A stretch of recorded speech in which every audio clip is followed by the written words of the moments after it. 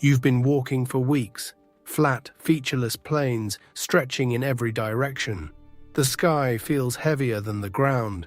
The heat presses down on everything. There is nothing out here. No hills, no forests, no landmarks. Just you and the endless brown horizon of Mesopotamia. And then something appears. At first it looks like a trick of the light. A shimmer, a dark line across the horizon that doesn't belong there. But it grows, and as it grows, you realize what you're seeing isn't a hill or a cliff. It's a wall. 500,000 people, the largest, wealthiest, most terrifying concentration of human power that the ancient world has ever seen. This is Babylon. Not the myth, not the cautionary tale that later civilizations will build out of its ruins. The real city, alive, at the absolute peak of its power. And by the end of this video, you're going to see it. Not as a ruin, not as a symbol, but as a living place, built from archaeological excavations, cuneiform tablets, and the accounts of ancient travelers who saw it with their own eyes and struggled to find words for what they were looking at. Stay with me, because this is unlike anything you've ever seen. The first thing Babylon tells you about itself is written in brick, and it tells you with a wall. Babylon is protected by a double fortification system that has no equal anywhere in the ancient world. The outer wall, called Imgur-Enlil, is roughly 25 feet thick. Behind it, separated by a gap packed with rubble, stands the inner wall, Nimiti-Enlil, at 23 feet. Together they form a defensive barrier nearly 50 feet wide. Watchtowers rise at regular intervals along the entire circuit.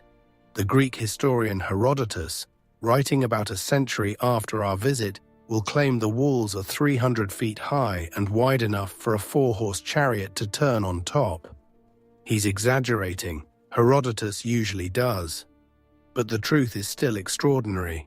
The walls stretch for over 11 miles, enclosing roughly 900 hectares. Inside these walls, and spilling out into suburbs beyond them, live somewhere between 200,000 and 500,000 people. By any reasonable measure, this is the largest city in the world. Babylon has 8 major gates, each one named after a god. Every gate serves as both an entrance and a checkpoint. Trade goods are inspected, tariffs collected, foreigners watched. A moat fed by water from the Euphrates surrounds the entire circuit. Metal grates are installed underwater, where the river enters and exits the city, allowing the water to flow through while preventing anyone from swimming in undetected. The engineers who designed this system understood something simple and ruthless. A city is only as secure as its weakest point. They left none. The man who tore down the old walls and replaced them with these monstrosities of brick and bitumen didn't do it out of fear. He did it because he could. He wanted every person who approached Babylon to understand, before they even set foot inside, exactly what kind of power lived here. His name was Nebuchadnezzar II, and his name is literally stamped on every brick in this city.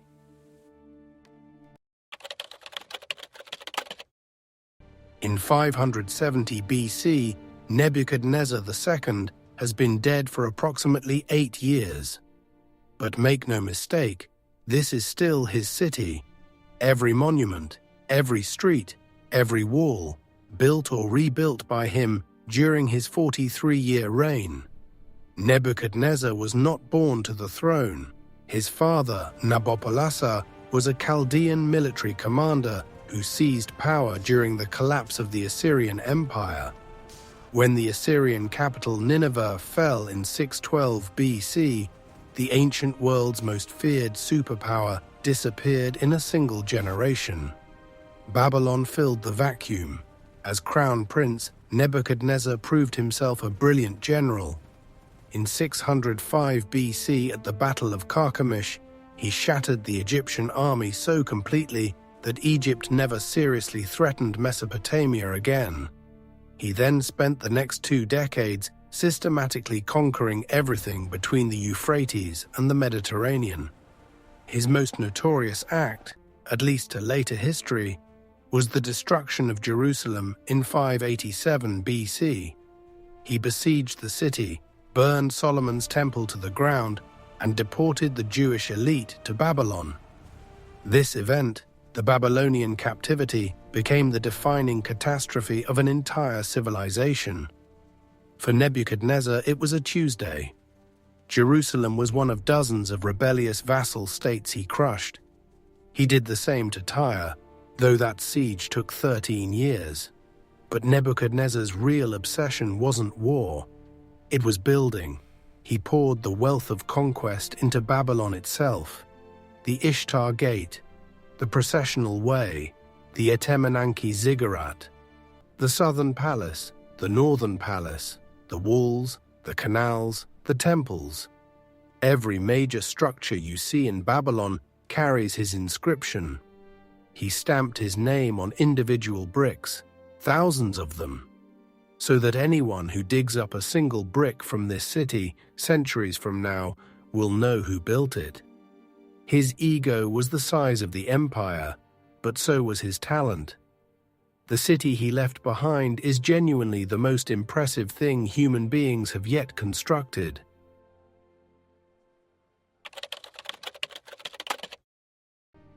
To enter Babylon properly, you walk the Processional Way. This is not just a road, it is the most spectacular piece of urban design in the ancient world. A ceremonial avenue roughly half a mile long, running due north from the Ishtar Gate to the sacred precinct at the city's heart. The road surface is made of large limestone slabs fitted together with precision. Underneath those slabs, the foundation is baked brick set in bitumen. This road was built to last forever. It very nearly has. The walls lining both sides of the Processional Way are covered in glazed bricks of deep lapis lazuli blue, the most expensive color in the ancient world. Set into those blue walls in raised relief are 60 golden lions, the sacred animal of Ishtar, each lion roughly 2 meters long, made of molded brick covered in golden yellow glaze, striding in a continuous procession along both walls, heading south toward the temple. Walking between them feels like being escorted by an army of divine predators. And then there's the gate itself. The Ishtar Gate is a massive double structure, an outer gate and an inner gate connected by a passageway, every surface covered in the same brilliant blue glazed bricks. But here the animals change. Instead of lions, alternating rows of 2 creatures appear. Bulls, sacred to the weather god Adad, and the Mushushu, the dragon of Marduk. The Mushushu is unlike anything in your imagination. A scaly body, a serpent's neck, a horned viper's head, the front legs of a lion, the hind legs of an eagle, a scorpion's tail. It looks exactly as terrifying as it was designed to look. Here's what makes this genuinely staggering to think about. These animals are not painted. They are sculpted in 3-dimensional relief from individual molded bricks, each one fired and glazed separately, then assembled into the wall like a colossal mosaic. The technology required to produce consistent blue glaze at this scale, across hundreds of bricks that must fit together perfectly, is extraordinary. No other civilization on Earth can do this in 570 BC. Once a year during the Akitu, the New Year festival, the entire Processional Way becomes the stage for the most important religious ceremony in Babylon. The statue of Marduk is carried from the Great Temple through the Ishtar Gate and along this road in a massive public procession. The king himself walks beside the statue. The Processional Way is not just beautiful, it is the axis of the universe. Before we go further, I want to stop for a second. because we've just walked through the gate of the most powerful city in the ancient world, past walls that no army could breach, past golden lions carved into blue walls by craftsmen whose names we'll never know. And we haven't even gotten to the Tower of Babel yet, or the Hanging Gardens, or the laws that shaped civilization, or the astronomical discoveries that you still use every single day without knowing it. If this is hitting for you, if you're seeing Babylon differently than you did 10 minutes ago, drop a comment below. Tell me what's standing out to you. And if you want to keep going on journeys like this one, hit subscribe and leave a like. It genuinely helps more people find this channel. At the center of Babylon, visible from every point in the city and from miles across the surrounding plain, stands the structure that will become the most famous building in human mythology. The Babylonians call it Etemenanki, the temple of the foundation of heaven and earth. It is a ziggurat, a stepped pyramid made entirely of brick, and it is enormous. Modern archaeologists estimate its base at roughly 90 meters on each side, nearly as wide as the Great Pyramid of Giza. Its height, though debated, may have reached 90 meters or more. 7 tiers of successively smaller platforms stacked on top of each other, connected by monumental staircases, with a temple to Marduk at the summit, covered in blue glazed bricks that catch the sunlight and are visible for 20 miles in every direction. You know this building by another name, the Tower of Babel, the story in Genesis of a tower built to reach heaven, of God scattering the builders and confusing their languages, is almost certainly inspired by this exact structure. The Jewish exiles brought to Babylon by Nebuchadnezzar would have seen the Etemenanki rising above the city skyline. For a displaced people whose own temple had just been burned to the ground, this alien monument, this act of architectural arrogance pointing at the sky, must have been almost unbearable to look at. The story they told about it reflects exactly that. But for the Babylonians, the Etemenanki is not arrogance, it is devotion. This ziggurat is the staircase between the human world and the divine. Marduk, the king of the gods, the deity who created the world by splitting the body of the primordial sea monster Tiamat, lives at the top. The priests who climb those stairs each morning are walking into the presence of the god who maintains the order of the universe. At the base of the ziggurat sits the great temple of Marduk, the Esagila, the richest religious building on earth. Ancient texts describe a golden statue of Marduk and a golden table that together weighed over 23 tons of solid gold. Even if those figures are exaggerated, the real treasury was staggering. Nebuchadnezzar didn't build the Etemenanki from scratch. Ziggurats had stood on this site for centuries, but he tore down the old one and rebuilt it grander than anyone before him. He wrote about it in his own inscriptions. I raised its top to rival the heavens.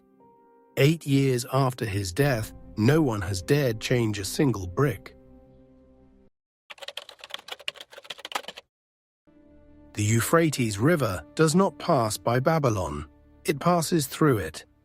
The city is built on both banks of the river, with the older, grander western half, home to the palaces and temples, connected to the eastern residential districts by a remarkable stone bridge. This bridge, resting on boat-shaped piers of baked brick set in bitumen, may be the first permanent river crossing of its kind in the ancient world. The wooden deck can be removed at night for security. During the day, it carries a constant stream of foot traffic, donkey carts, and trade goods between the two halves of the city. But the river is much more than a dividing line. It is the reason Babylon exists at all.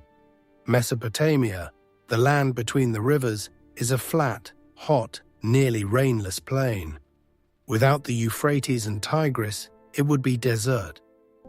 What makes it the most productive agricultural land in the ancient world is an irrigation system so vast and so ancient that nobody alive remembers when it was first built. Canals branch off the Euphrates in every direction, carrying water to fields that produce barley, wheat, dates, and sesame. The surplus from these fields feeds the city. It also feeds the empire. Inside Babylon itself, a network of smaller canals serves as both water supply and transportation system. Goods move through the city on flat-bottomed boats. Date palms line the canal banks. The canal water is used for bathing, cooking, and brewing, though anyone sensible boils it first. The canals also serve as sewers, which is why the sensible people boil the water. The engineering required to maintain all of this is extraordinary. Canals silt up. Floods destroy levees. The river shifts course over decades. Babylon employs thousands of workers whose only job is to dredge canals, repair embankments, and manage the flow of water. This is not glamorous work. No one writes poems about it. But if the canals fail, the fields dry up. If the fields dry up, the city starves. Everything you see in Babylon, the walls, the temples, the gate, the army, ultimately depends on a network of muddy ditches maintained by men with shovels. The Babylonians understand this. Maintaining the canals is considered a sacred duty. Kings boast about it in their inscriptions right alongside their military victories. In Babylon, water management is not infrastructure. It is statecraft.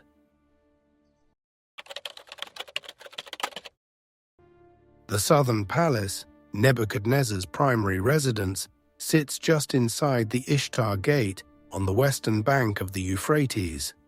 It is not a single building. It is a vast complex of 5 interconnected courtyards, each one larger and more restricted than the last, leading inward toward the throne room at the heart of the complex. The throne room facade is covered in the same brilliant blue glazed bricks as the Ishtar Gate, arranged in patterns of stylized trees and flowers with golden columns and borders. This is where foreign ambassadors are received. This is where conquered kings are paraded. The visual message is unambiguous. You are standing in the most powerful room on earth. Somewhere in this complex, or possibly in the northern palace upstream, there may exist the most famous structure in the history of architecture. The Hanging Gardens of Babylon, one of the 7 wonders of the ancient world. The problem is that no one is entirely sure they exist. No Babylonian text ever mentions them. Not a single cuneiform inscription, and Nebuchadnezzar inscribed everything, references a garden. Every description we have comes from Greek and Roman writers, some of them writing centuries after Babylon's fall. The traditional story is this: Nebuchadnezzar built the gardens for his wife Amytis, a Median princess who missed the green mountainous landscape of her homeland. To cure her homesickness, he constructed an artificial mountain of tiered terraces, irrigated by a mechanical system that lifted water from the Euphrates to the upper levels, and planted it with every species of tree and flowering plant he could import from across the empire, a mountain of green in the middle of a flat brown desert. Some modern scholars believe the Hanging Gardens actually existed, but not in Babylon. They argue the gardens were in the Assyrian city of Nineveh, and that later writers simply confused the two. Others argue the archaeological evidence simply hasn't survived, that mud brick terraces in a wet climate would dissolve over centuries. What we know for certain is this: Nebuchadnezzar did build extraordinary palace gardens. His inscriptions describe elaborate plantings. Whether they rose in terraces high enough to be called a wonder of the world, or whether the story grew in the retelling, is a question that archaeology has not yet answered. Either way, the legend says something true about Babylon. This was a city that believed it could reshape nature itself.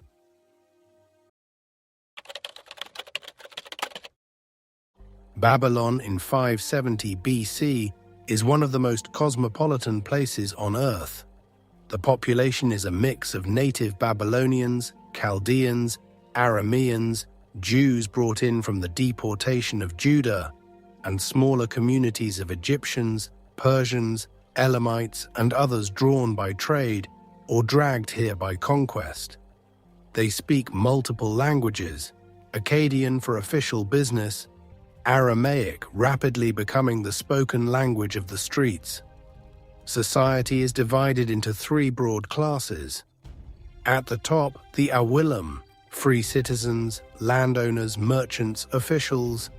In the middle, the Mushkenyim, a class that roughly translates as commoners or dependents.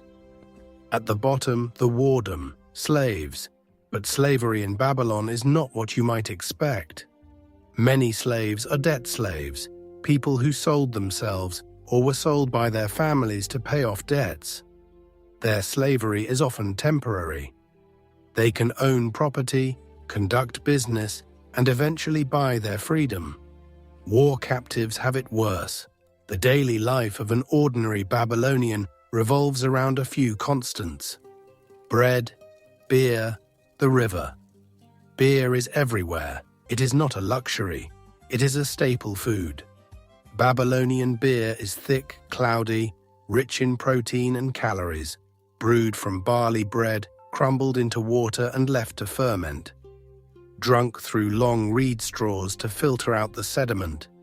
Dozens of varieties. Workers are paid in beer. Temples distribute beer. The law regulates its price and punishes tavern keepers, almost always women, for overcharging, or for allowing treasonable conversations in their establishments. The penalty for a tavern keeper who harbors conspirators is death. The markets of Babylon are vast and loud. Merchants sell everything from Tyrian purple dye to Indian spices to Egyptian linen. Prices are set by supply and demand, but the government intervenes when it needs to. Weights and measures are standardized. Contracts are written on clay tablets in cuneiform, signed by witnesses, and stored in archives. Babylonians are fanatical record keepers. We know this because their records survived. The clay tablets did not rot, did not burn, did not decay. Tens of thousands of them have been excavated. They contain everything from royal decrees to school exercises to one of the most famous documents in history. A complaint letter from a merchant named Nani to a trader named Ea Nasir about the delivery of substandard copper ingots. "You have treated me with contempt," Nani writes. The letter is nearly 4,000 years old. The anger is eternal. In 570 BC, Babylon feels permanent. The walls are unreachable. The temples are full. The canals flow. The empire stretches from the Persian Gulf to the borders of Egypt. There is no reason to believe any of this will change. It will change very quickly. Nebuchadnezzar's death in 562 BC has already begun the unraveling. His son lasted 2 years before being murdered. The current king will reign for only 4 more years. His son will be assassinated after 2 months. The throne will then pass to Nabonidus, a strange, deeply unpopular king who will alienate the powerful priests of Marduk by favoring the moon god Sin instead. Nabonidus will abandon Babylon for 10 years to live in an Arabian oasis, leaving his son Belshazzar in charge of a resentful city. And then in 539 BC, just 31 years from where we're standing right now, Cyrus the Great of Persia will march his army to the gates of Babylon. According to later accounts, the Persians diverted the Euphrates upstream, lowering the water level beneath the city walls, and walked in while the Babylonians were celebrating a religious festival. The greatest fortification system in the ancient world, was bypassed by the river it was built to contain. Babylon did not burn. Cyrus was smarter than that. He entered the city as a liberator, not a destroyer. He freed the Jewish exiles. He restored the priests of Marduk. He kept Babylon as a jewel of his empire. Alexander the Great, 2 centuries later, would conquer it too, and die there in Nebuchadnezzar's own palace, planning to make it his capital. The city endured for centuries after its political power ended. It declined slowly, brick by brick, as the canals silted up and the population drifted away. Today, what remains is a mound of earth in central Iraq, 55 miles south of Baghdad. The blue bricks of the Ishtar Gate are in a museum in Berlin. The clay tablets are scattered across the world's collections.